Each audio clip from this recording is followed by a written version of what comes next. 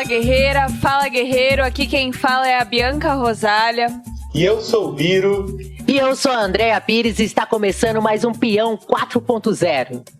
E o episódio de hoje a gente vai continuar com a série especial sobre as eleições. E nesse terceiro e último episódio dessa série, a gente vai falar sobre como os revolucionários devem encarar a atuação nas eleições e no parlamento. Nos episódios anteriores dessa série, nós falamos sobre o cenário político e eleitoral atual e como chegamos até aqui. E quais devem ser as ideias e programa que devemos defender nas eleições. Então, se você ainda não ouviu os programas anteriores, não deixe de conferir. E nos outros episódios do nosso especial de eleições, a gente comentou que os partidos tradicionais que estão por aí, de direita e do centrão, sempre vendem aquele blá blá blá de que vão melhorar as coisas. E no final nunca melhoram. Pelo contrário, sempre arranjam um jeito de tirar mais direitos nossos.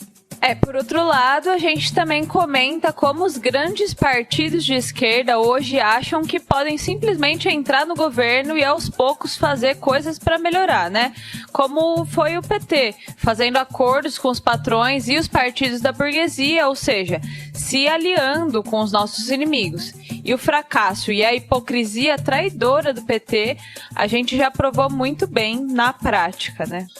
Mas tem também aqueles partidos de esquerda, como o PSOL, que acham que podem entrar no governo, no meio desse sistema político totalmente degenerado, e fazer governos socialistas, e que de reforma em reforma nós chegaremos aos poucos no socialismo. Pior, acham que é possível fazer ilhas de governos de esquerda nas cidades em meio a um cenário e um regime político extremamente reacionário.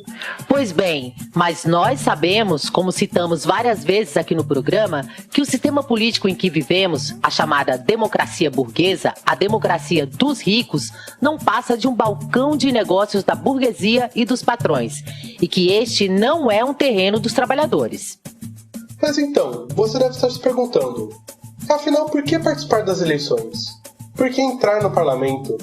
Por que lutar para criar uma bancada de trabalhadores e revolucionários nesse terreno que não é nosso?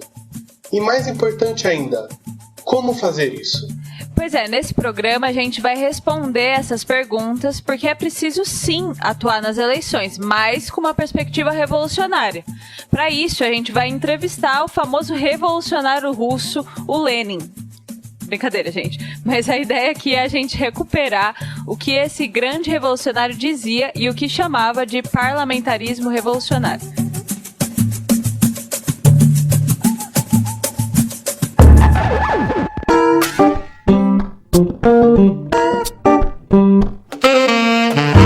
Lenin, em 1920, dizia: a crítica, a mais violenta, implacável e intransigente, deve dirigir-se não contra o parlamentarismo ou a ação parlamentar, mas sim contra os dirigentes que não sabem e, mais ainda, contra os que não querem utilizar as eleições e a tribuna parlamentar de modo revolucionário e comunista. Essa frase foi escrita em seu famoso livro, Esquerdismo, a doença infantil do comunismo. E ali, ele estava discutindo contra os que defendiam que participar das eleições seria um desvio, ou seja, criticando os militantes de esquerda que achavam que os trabalhadores não deveriam participar do parlamento. O que o Lenin fala aí é que o problema não é participar das eleições, pelo contrário, é necessário que os trabalhadores usem esse espaço como uma espécie de palanque, né, como uma tribuna das suas ideias revolucionárias. O problema para Lenin não é participar das eleições, mas sim aqueles líderes e dirigentes dos partidos de esquerda que não colocam as ideias revolucionárias das eleições. Ou seja, participar das eleições sem buscar que elas sirvam para fortalecer a luta por uma revolução, isso sim é um erro, pois isso direciona a confiança das massas e dos trabalhadores para dentro do governo burguês, do Estado burguês, como se fosse possível melhorar as coisas para a classe trabalhadora através de uma alteração do governo, o que é uma tremenda ilusão, como vamos explicar aqui. Agora, por que Lenin defende muito fortemente a atuação dos revolucionários no parlamento e no processo eleitoral? Porque ele se preocupava muito em explicar para o conjunto dos trabalhadores justamente os limites e a deficiência da democracia capitalista. Ele se preocupava em apresentar suas ideias não apenas para os trabalhadores mais politizados e da vanguarda, mas para todos os trabalhadores, até mesmo aqueles que ainda têm ilusão na democracia e nos governos capitalistas. Mas justamente por isso, caberia aos revolucionários também se apresentarem nas eleições com a tarefa de desmascarar o verdadeiro caráter do Estado burguês. Ou seja, utilizar as eleições, nas suas palavras, como um dos meios para ensinar, educar e organizar o proletariado em um partido de classe independente, como um dos métodos de luta política para a libertação da classe operária. É isso mesmo, Bianca. O sistema político do capitalismo criou as democracias em que vivemos para dar um caráter aparentemente mais democrático para a sua própria dominação. A ideia é criar uma aparência de que as pessoas podem decidir sobre a política através do voto, quando, na verdade, seus interesses estão sempre sendo garantidos nos bastidores. Pois é, Andréia. De 4 em 4 anos, nós temos que escolher aqueles políticos que irão administrar o Estado. Porém, o Estado, as leis, a polícia, o exército, a Constituição, o judiciário, tudo isso está a serviço de proteger a propriedade privada dos meios de produção, ou seja, o lucro dos capitalistas. Exato. Então, alterar os governantes dos estados pode alterar o tom de um regime político, a cara, a máscara, ou então pode favorecer um certo setor do mercado, né, um país imperialista ao invés de outro, mas nunca vai desfavorecer os capitalistas e patrões em relação aos trabalhadores. Além disso, existem uma série de mecanismos para que os patrões garantam seus interesses, como a gente já debateu no primeiro programa dessa série.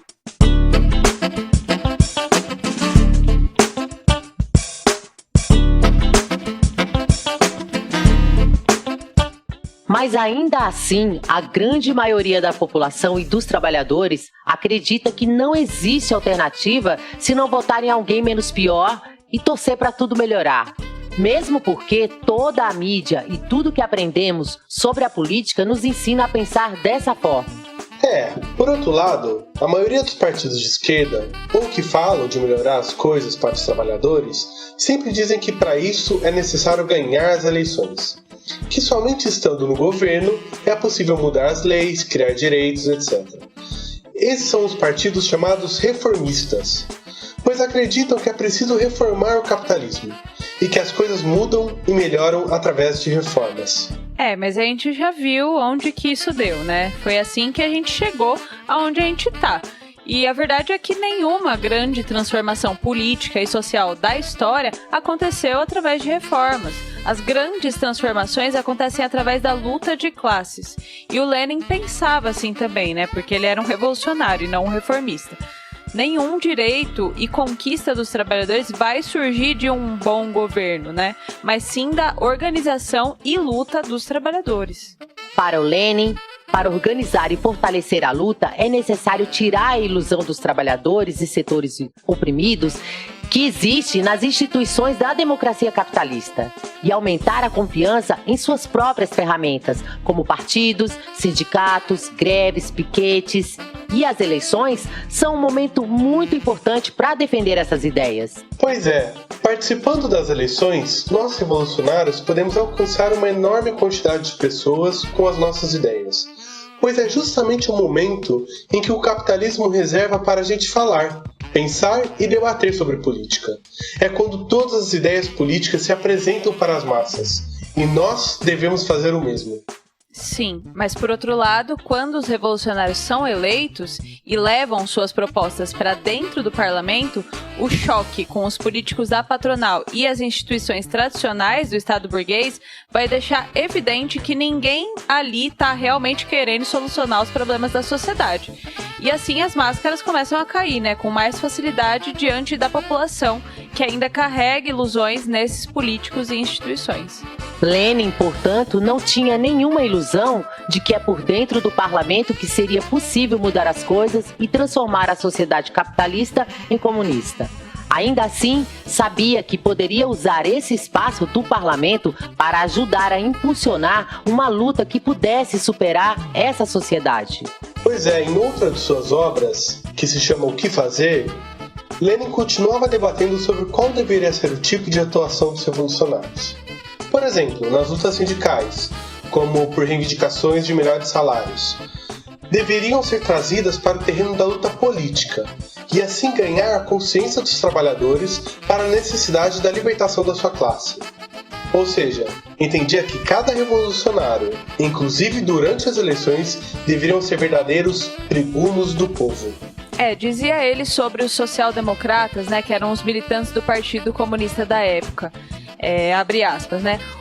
O ideal do social-democrata não deve ser o do secretário de sindicato, e sim o do tribuno popular, que sabe reagir contra toda manifestação de arbitrariedade e de opressão, onde quer que se reproduza, qualquer que seja a classe ou o extrato social atingido, que sabe resumir todos esses fatos para compor um quadro completo da violência policial e da exploração capitalista, que sabe aproveitar a menor oportunidade para expor as suas convicções socialistas e as suas reivindicações democratas perante todos, para explicar a todos e a cada um a importância histórico-mundial da luta emancipadora do proletariado.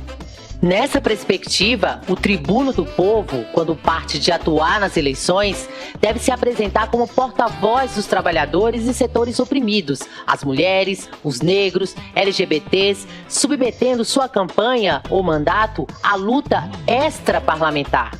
E ele fala isso inclusive em uma tese do segundo congresso do Terceiro Internacional Comunista, em 1920, que diz assim: o deputado comunista está obrigado a se colocar à cabeça das massas proletárias, na primeira fila, bem à vista, nas manifestações e nas ações revolucionárias. Ou seja, a ideia não é se tornar um político de gabinete, cheio de privilégios e distante da classe trabalhadora, mas sim um parlamentar que está lado a lado dos trabalhadores em cada luta, em cada ato, em cada greve. Sim, e com tudo isso fica bem claro que o Lenin não achava que os revolucionários tinham que rebaixar o seu programa e serem mais mansos, né, em prol de se elegerem a qualquer custo. Era preciso, na verdade, que eles defendessem pautas radicais, né, que se enfrentassem com o capitalismo, como a reforma agrária radical, por exemplo.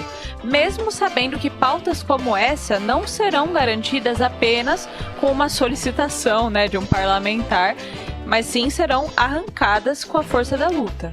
Assim, a ideia não é eleger um parlamentar que faça promessas de salvador da pátria, mas sim um que deixe claro que a nossa classe vai precisar se mobilizar e esses parlamentares devem estar a serviço de organizar isso, dando apoio, suporte, voz e visibilidade para as lutas. Por outro lado, por dentro do parlamento, os políticos revolucionários fazem tudo o que é possível para dificultar e frear a repressão e as leis que atacam os direitos dos trabalhadores, sendo os primeiros a denunciá-las e a nos alertar. Isso é algo importantíssimo para pensarmos o cenário atual das eleições municipais no Brasil. Mesmo em meio ao governo de extrema-direita do Bolsonaro e Mourão, em meio a uma pandemia que já matou centenas de milhares e um regime cada vez mais antidemocrático, infelizmente, o que vemos dos partidos de esquerda é uma atuação eleitoral que se adapta a esse regime e se limita em ver o que dá para fazer agora, dentro das regras do jogo político, sem propor uma perspectiva de fato que possa apontar para além da situação terrível que vivemos hoje. Nas campanhas não se fala mais de golpe, né? E mal se fala da situação nacional. A gente não viu nenhum apoio efetivo à greve dos Correios, que foi a principal luta operária dos últimos meses.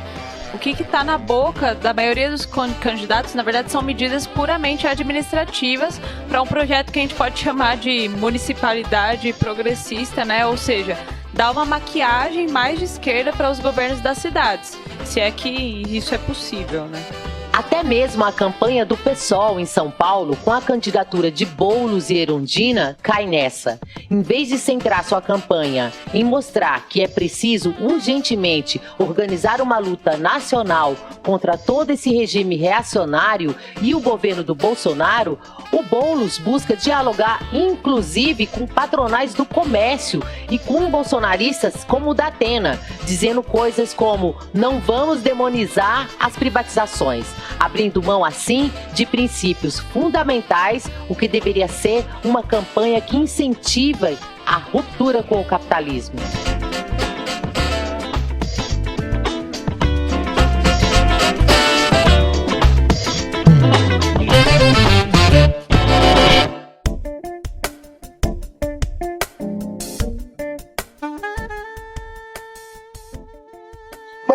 tem quem vai dizer: ah, mas isso é impossível, não dá para defender essas coisas numa eleição, ninguém vai apoiar.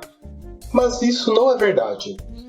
Na Argentina, por exemplo, nos últimos anos, vimos ressurgir essa tradição do parlamentarismo revolucionário a partir da Frente de Esquerda dos Trabalhadores, que reivindica sua participação no parlamento com um programa de independência de classe, utilizando estes espaços como locais de militâncias conectadas à luta de classes. Sim, a FIT, que é construída pela nossa organização irmã, né, que é o Partido dos Trabalhadores Socialistas, o PTS, junto com outras correntes, como o Partido Obreiro e a Esquerda Socialista, ela foi criada lá em 2010, quando uma nova lei eleitoral na Argentina foi criada para que os partidos menores ficassem de fora das principais disputas eleitorais.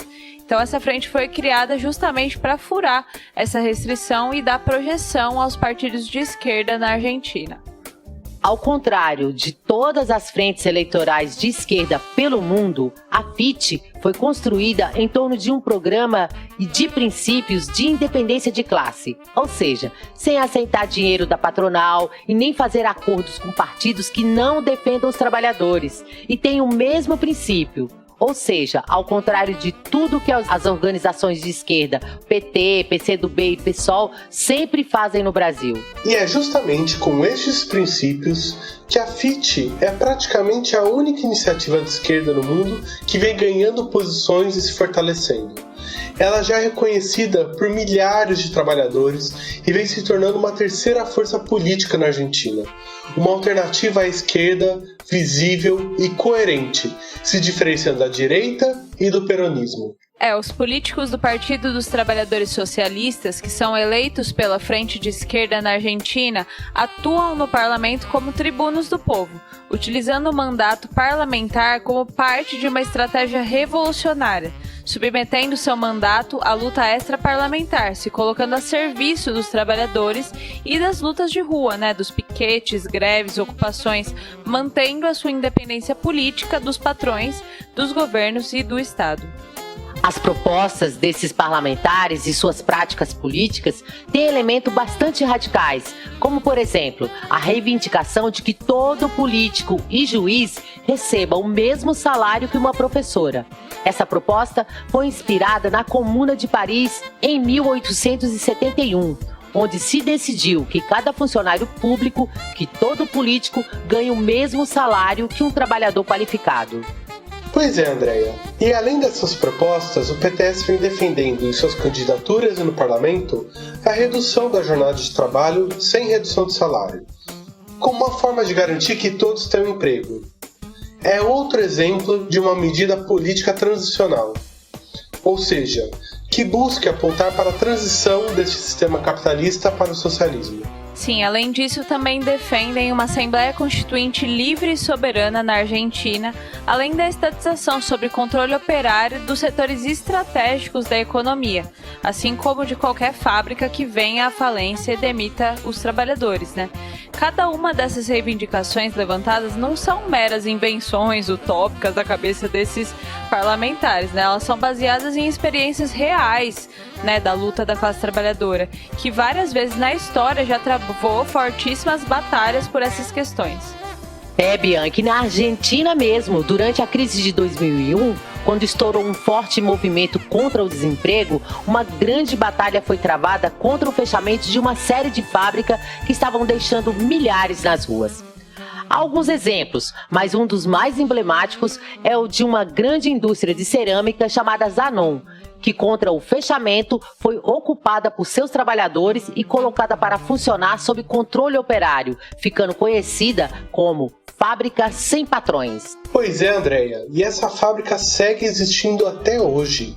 E seus trabalhadores batalham para que seja estatizada contra todas as ameaças de despejo, além de lutarem junto com toda a população da região, a comunidade indígena, os professores, estudantes, etc., contra todos os ataques do governo local de Neuquén, mas também em toda a Argentina. Zanon se tornou um polo de mobilização da região e um exemplo para o mundo inteiro. Inclusive, a gente recomenda fortemente o documentário Zanon, o Fio Vermelho, para quem quiser conhecer mais dessa história. O Raul Godoy, que é ceramista nessa fábrica e foi um dos principais dirigentes desse processo, ele se tornou uma grande referência de luta e levou essa luta também ao parlamento. Ele foi eleito em Neuquén e transformou sua atuação na legislatura da região em uma trincheira de guerra contra os ataques às fábricas com gestões operárias, às terras do povo Mapuche também, e lutando pelo direito ao aborto legal, seguro e gratuito. Sim, e depois que acabou o seu mandato, você acha que ele se aposentou cheio de privilégios, como a gente vê muitos políticos por aí? Nada disso. Ele voltou para a fábrica, está trabalhando junto com seus companheiros e segue lutando nas ruas para modificar essa sociedade. E essa é a diferença de um parlamentar revolucionário para um político burguês.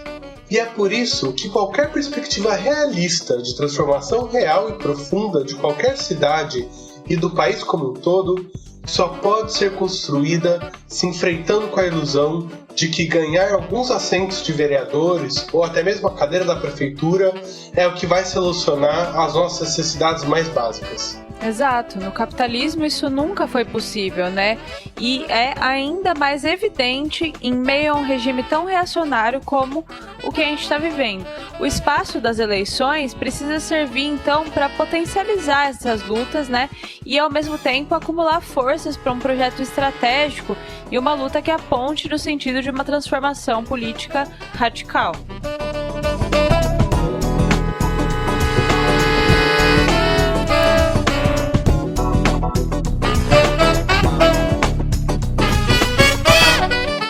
Em meio às eleições que estão ocorrendo neste momento em nosso país, precisamos retomar os grandes marxistas revolucionários do começo do século XX.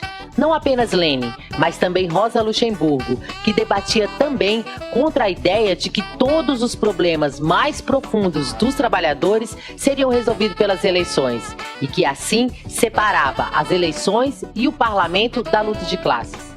Essas ideias sempre foram defendidas pelos reformistas que nunca levantam uma política anticapitalista em meio aos processos eleitorais.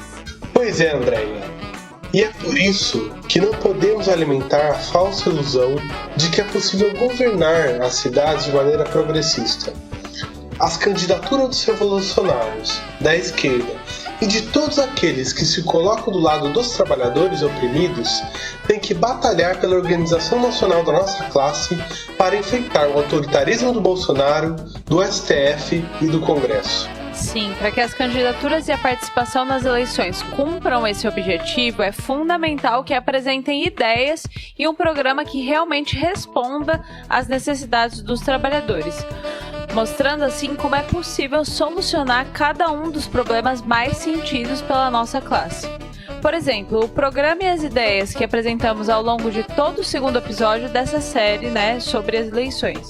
Ao mesmo tempo, para desmascarar esse regime reacionário e autoritário em que vivemos, precisamos defender todas as bandeiras democráticas que o capitalismo é incapaz de oferecer em sua decadência, lutando por uma Assembleia Constituinte livre e soberana, em que todos poderíamos nos candidatar e todos elegeríamos livremente nossos representantes para assim decidir os rumos do país. E dessa forma, poderíamos impor leis em que a especulação da dívida pública não teria lugar. Nem pessoas seriam obrigadas a morar nas ruas. Mas não podemos ter dúvidas de que só conquistaremos isso com muita luta e com a nossa auto-organização, impondo nossa vontade sobre as burocracias sindicais e os políticos da ordem. Sim, é com essa perspectiva que o Movimento Revolucionário dos Trabalhadores, o MRT, está atuando nessas eleições e defendendo candidaturas como a Diana e a Bancada Revolucionária de Trabalhadores aqui em São Paulo, mas também a Val Miller lá em Porto Alegre, a Flávia Vale também lá em Contagem,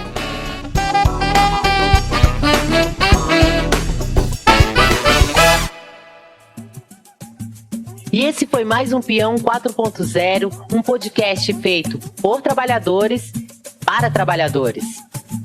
É isso aí, se você curte essas ideias e quer ajudar a gente a fortalecer essa mídia, entra lá no esquerdadiario.com.br e ajuda a gente a fortalecer essas ideias, financiando o Esquerda Diário, que é uma mídia que é independente, a gente não recebe dinheiro de nenhum empresário, de nenhum patrão, a gente vive da contribuição voluntária de todo mundo que ajuda a gente a fortalecer essas ideias. E se você gostou desse programa, não deixe de conferir os episódios anteriores do especial de eleições e também não deixe de curtir e compartilhar com os amigos nas redes sociais. É isso aí, gente. Até o próximo Peão 4.0. Até lá. Até mais.